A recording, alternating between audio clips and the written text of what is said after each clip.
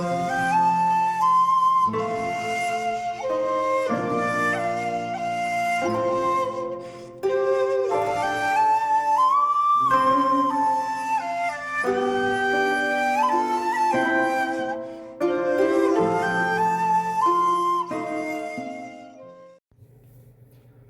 there, this is Solitary Ronin from Solitary Ronin Films, and welcome to another episode of In the Frame. Today I'm going to talk about July's indicator releases, or more correctly, half of Indicator's July releases. If you don't know, I used to be complete an Indicator, and then I kind of realised that's a little bit ridiculous, and sold some of my titles off, and since then I've been a bit more picky and choosy about what titles I pick up. For example, in June I didn't pick up any of their titles, which was the first time ever since I got into Indicator a few years ago, and as I say, I only picked up 2 out of the 4 in July's releases. Now, saying that, I do have one of the other 2 titles, which is the HMS Defiant, or Damn the Defiant. I have this on imprint, Blu-ray, quite a few titles. Chalk Garden is another one that's on imprint, and Indicator, so I didn't bother, because I would never double dip.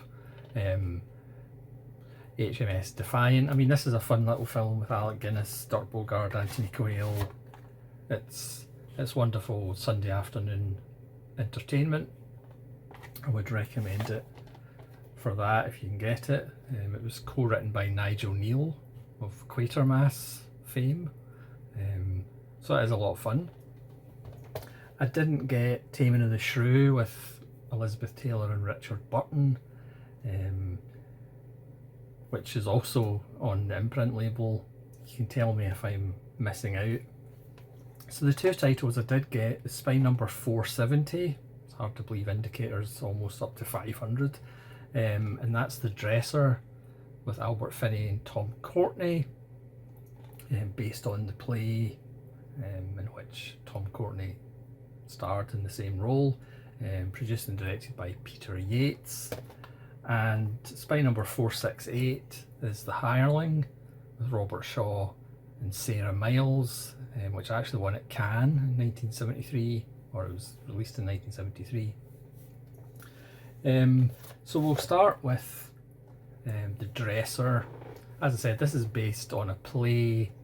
It's opened up a little bit, but it is very kind of stagey. Made in 1983. It's 119 minutes long, which perhaps is a tad long. You do get an 8-minute interview with Tom Courtenay from 2025. Sadly, it's only 8 minutes long, but Tom Courtenay is getting on a bit. A Good Adventure from 2017, which is 4-minute interview with Catherine Harrison, who plays the young understudy to the female lead. Behind the Curtain from 2022 is a 14-minute collected archival interviews from crew members. There's a trailer, and of course there's a booklet. There's Tom Courtenay, there's Albert Finney, looking a bit older, even though Courtenay and Finney were just about peers. So this is a film about a regional acting company that mainly performs Shakespeare, and they're doing a run in this theatre in a recently bombed part of Britain. This is set during the Second World War. There's a wonderful moment where they're trying to get people to come to the theatre, and there's somebody sitting in tears, obviously shell-shocked, staring at the pile of rubble that was their house, and Albert Finney saying, "Oh, come to the theatre, that'll take your mind off it." Albert Finney is just credited by his character as called Sir, and Tom Courtenay is his dresser and general firefighter. Finney's character's getting on a bit. Most of the company is somewhat getting to pensionable age or past it, because obviously younger men are fighting in the war, and Albert Finney is drifting in and out of dementia and knowing what he's doing. For example, the night in question, it's his 274th performance of King Lear, or maybe 247 or 274, and then he says he can't remember the first line, and he kind of drifts in and out of being compos mentis and not being compos mentis. Meanwhile, Tom Courtenay's getting rather agitated to try and get him to actually perform. Courtenay's character is a homosexual, and Courtenay at times goes a little bit perhaps too camp. There's one moment particularly that's maybe a little bit too camp. The music was composed by a much younger James Horner. There are some secondary characters, Michael Gough still looking the same age as he always does, and Edward Fox has a nice little turn, basically playing Edward Fox, playing an actor who thinks he's far too good for this sort of thing, but again does kind of question why isn't he actually fighting in the war.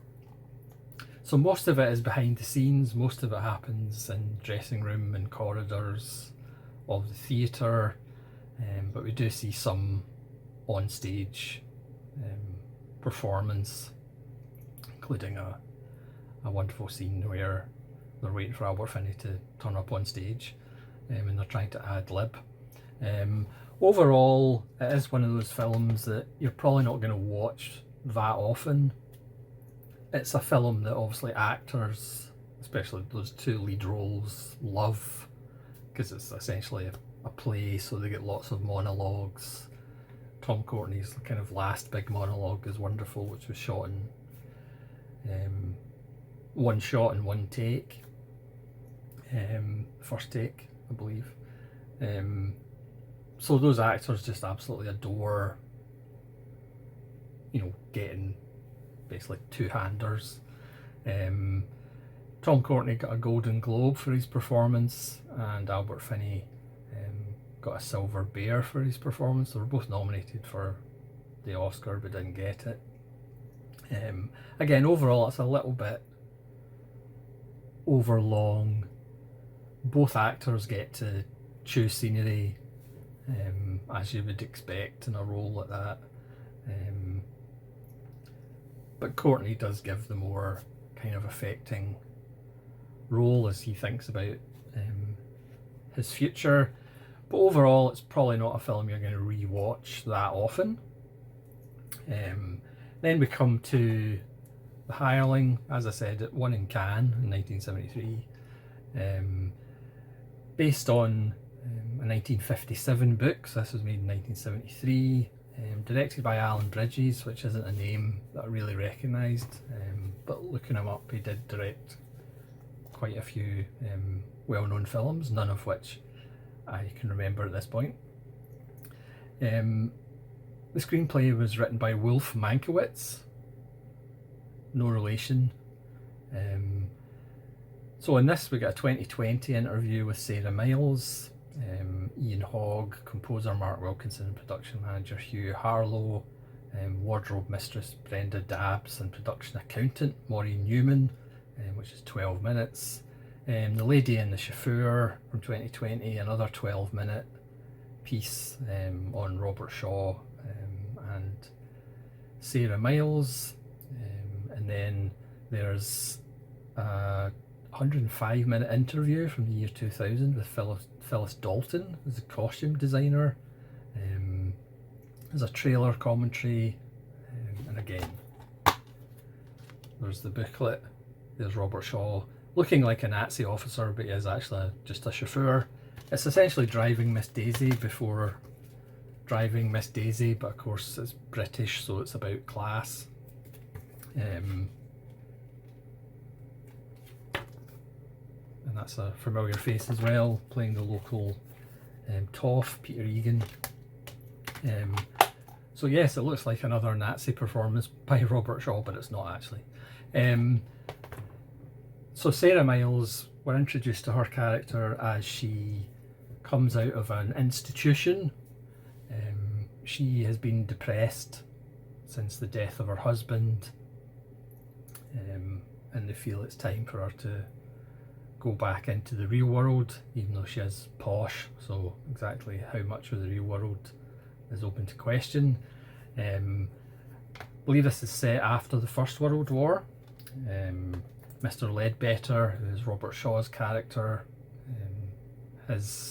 he's called Sergeant Major, so obviously he was a Sergeant Major, and you can certainly see that.